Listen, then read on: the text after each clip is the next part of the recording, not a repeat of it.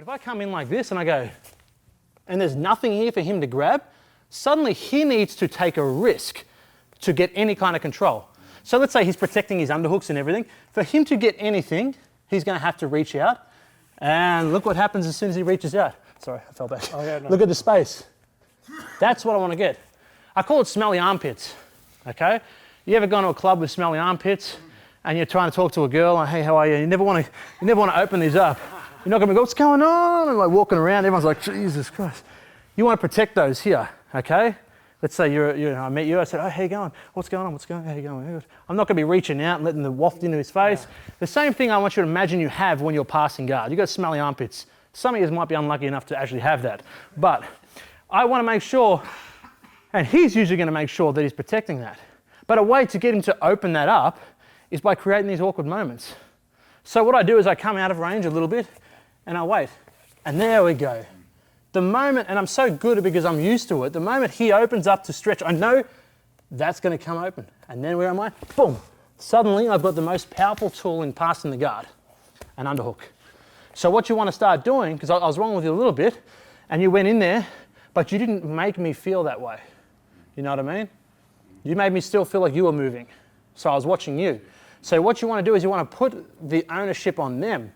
I do the same thing with wrestling. If we're wrestling, I'll do the same thing. If he's really protecting, I feel like, okay, there's nothing open, I'll go this, I'll go. And then suddenly he's got to open up and then I start moving around and try and make something happen. But I always try and make them move. The good thing about that is you start learning how people move.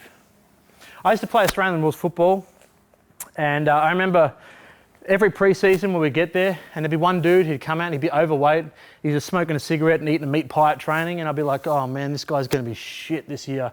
And like we do a beep test where you've got to get over 13 to be fit, and they'd be doing like a 2.5 or a 3. But then game day would come and they would get more touches than anyone else. And I was thinking, how are they so good? He's so lazy, he's unfit, but his ability to read the play was incredible, probably because he was lazy.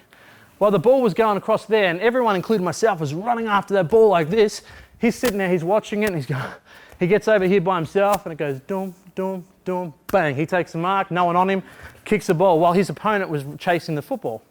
So the ability to read a play goes far beyond just football into jiu-jitsu. But to do that, you need to start looking at how your opponent moves.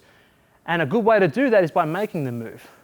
I always try and allow somewhere for them to escape. So this is an example of it. When I come in, I go like this, okay?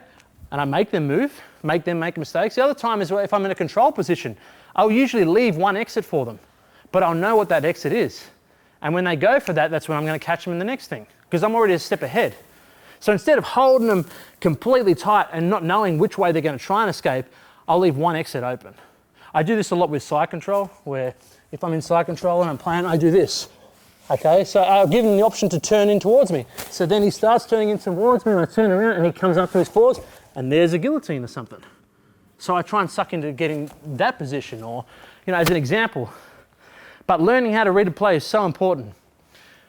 Bruce Lee's Jeet Kune Do means way of the intercepting fist. And the philosophy behind that is waiting for your opponent to strike and then striking with something better. And the same sort of thing applies with this kind of movement. Is what I do is I create a moment and I wait for him to strike, knowing that he's in an awkward situation where he doesn't have anything to really damage me with. The moment he strikes, I go. The reason why that is so good is because his point of focus has changed.